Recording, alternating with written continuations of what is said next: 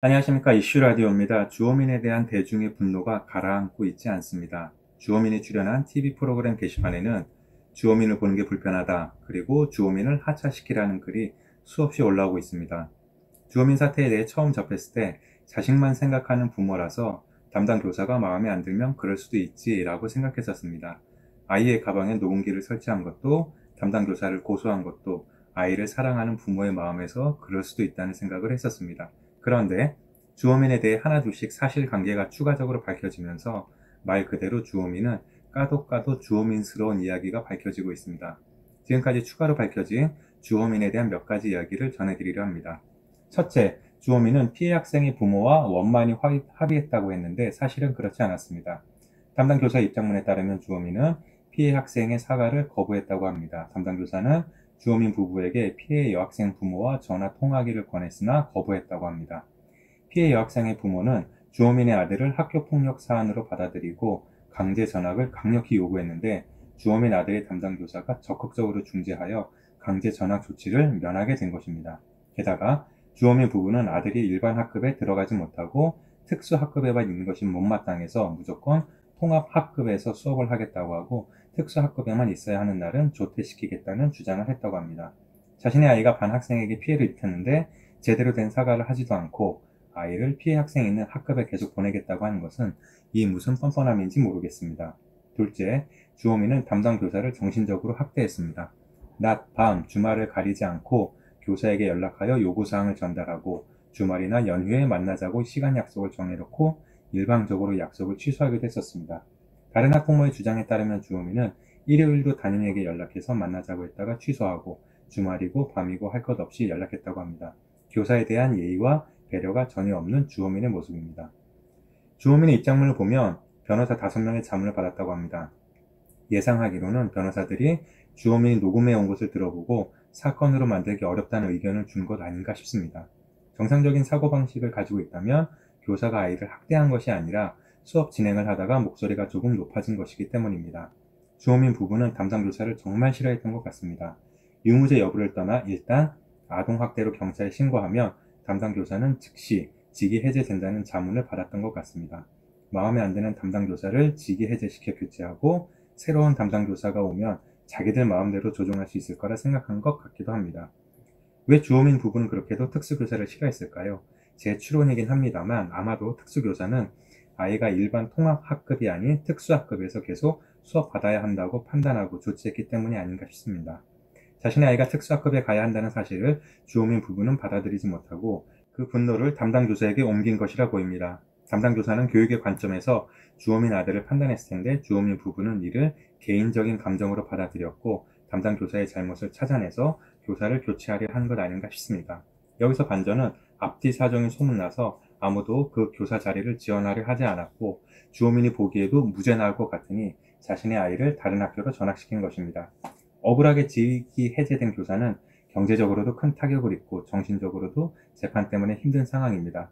이렇게 다른 사람을 힘들게 해놓고 자신은 웃는 얼굴로 방송에 나가서 착하고 바른 사람인 척 행동했다는 점이 주호민에 대해 소름 돋게 합니다.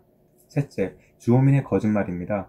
후임 교사가 부임하게 되자 전에 하던 대로 똑같이 녹음기를 가방에 설치합니다. 그런데 우연히 녹음기가 바닥에 떨어져 이 사실이 알려지자 주호민은 거짓말로 변명합니다. 다른 학부모가 보통 때도 녹음을 하고 있는 거냐고 묻자 주호민 측은 학부모에게는 활동보조 교사가 문제가 있는 것 같아서 우리가 확인하려고 했고 담임선생님도 이해해 주셨다고 했습니다. 이에 대해 담임교사는 그렇게 이야기한 적 없고 다음부터 녹음할 거면 미리 알려주고 하시라는 취지의 이야기는 했지만 몰래 하라는 이야기는 없었다고 합니다. 활동교사에게는 얘가 집에서는 너무 얌전한데 학교에서는 그렇다고 하니까 그게 너무 궁금해서 아이 생활을 난 다음에 장애 등급 심사를 받으려 한 것이라 이야기합니다. 생각해보면 좀 무서운 것이 아들이 학교에서 돌아오면 주호민 부부가 식탁에 앉아 학교에서 녹음된 것을 듣고 있었을 것이라는 점입니다. 어쩌다 담당 교사가 목소리를 높였을 때 주호민 부부는 기뻐했을 것입니다. 담당 교사를 쫓아낼 수 있을 건덕지라 생각했을 테니 말입니다. 주호민의 거짓말은 또 있습니다. 주호민의 아이가 초2 수업 받다가 돌발 행동을 했다고 하는데 주호민의 아이는 나이로는 초등학교 4학년입니다. 만으로 10살 넘는 아이가 벌인 짓이 우연찮게 발생한 돌발 행동일까요? 아니면 본능에 충실해서 저지른 계획된 행동일까요? 주호민은 자신의 아이를 초등학교 2학년이 발달장애 아동이라고 했습니다. 이렇게만 보면 주호민의 아이가 8살이나 9살 되는 것으로 오해할 수 있습니다만 주호민의 아이는 같은 말 아이들보다 2살 많습니다. 넷째, 성교육 강사의 선정 관련해서도 소름 돋습니다. 주호민 아이의 돌발 행동으로 학교에서 성교육을 실시하는데 주호민 부부는 아이가 속한 학년에 대한 성교육 강사를 자신들이 선택한 사람으로 할 것으로 요구합니다. 보통의 성교육 강사라면 다른 사람 앞에서 바지를 벗는 것은 나쁜 일이라는 식으로 교육할 테니 그게 두려웠던 것 아닌가 싶습니다. 자신의 아이 학년에게는 자신이 선택한 성교육 강사에게 아이들의 행동은 그럴 수도 있으니 이해하라는 식으로 이야기할 것으로 요구하지 않았나 싶습니다. 주호민 가족의 이기적이고 엽기적인 모습은 여기서 그치지 않습니다. 우선 본인의 자녀가 자폐 증상이 있다면 아이를 특수학교 또는 대안학교로 보내야 할 것을 모를 리 없는데 굳이 일반 학교에 보냈다는 점입니다. 주호민 부부는 자신의 아이가 다른 자폐아들과 함께 있는 것이 싫었거나 일반 학생과 섞여 수업받는 것이 아이에게 더 좋다고 판단한 것 같습니다. 이러한 판단에 대해 옳거나 나쁘거나 이야기할 수는 없습니다. 부모들은 자식들에게 최선의 길을 찾기 위해 노력하는 것은 당연하니까요. 문제는 우리 아이는 자폐 증상이 있으니 무조건 너희가 이해하라는 식이라는 점입니다. 여기에 더해 혹시 본인 자녀가 동년배의 다른 아이들에게 괴롭힘 당할까봐 그것까지 감안해서 2학년 낮게 들어간 것입니다. 상대적으로 자신의 아이보다 체구가 작아서 자기 아이를 괴롭히지 못할 정도의 반에 넣은 것입니다. 결과적으로 주호민의 아이가 다른 아이를 괴롭히게 된 것입니다. 이미 주호민은 사회적으로 매장당하고 있는 상황이라 제가 뭘 더 보탤 필요는 없을 것 같습니다. 얼마 전에 초등학교 담임교사가 목숨을 잃은 사건과 연결되어 주호민의 엽기적인 모습과 위선적인 모습에 이미 온 국민이 분노하고 있기 때문입니다. 결론입니다. 우선 면목 초등학교 학부모님들 긴장하셔야 되겠습니다. 주호민의 아들이 2학기부터 그리로 다닌다고 하니까 마음의 준비 단단히 하셔야겠습니다. 혹시라도 학부모님이 계시면 자녀에게 주호민의 아들을 조심해야 한다는 점 미리 알려주셔야 하겠고, 선생님들은 주호민 아들의 어딘가에는 녹음기가 있을 것이라 생각하시고 수업하셔야 하겠습니다. 주호민 가족의 이야기는 얼마 전 우영우 드라마를 통해 좋아진 자폐아들에 대한 좋은 인식을 모두 나빠지게 했습니다.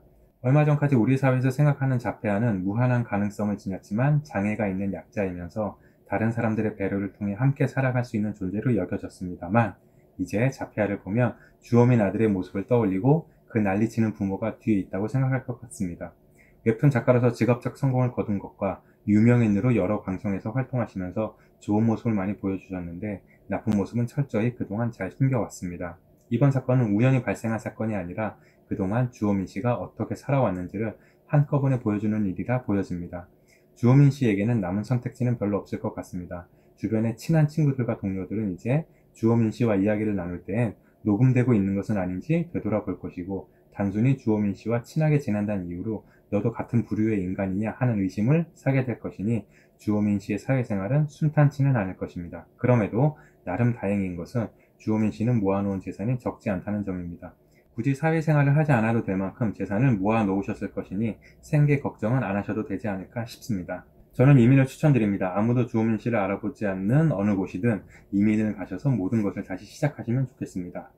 우리나라에서 무리를 일으킨 연예인들이 일정 기간 자숙하다 돌아왔을 때 대중은 용서해주고 다시 연예인의 팬이 되는 경우도 있습니다만 이번 사건은 어쩌다 실수로 발생한 일이 아니라는 점과 학부모, 학생, 교사 모두를 건드린 사건이면서 약자를 끝까지 괴롭힌 일로 남을 것이기 때문에 법적 측면이 아닌 윤리적 측면과 양심적 측면에서 주호민 씨에게 호감을 가지기는 어려울 것으로 보입니다.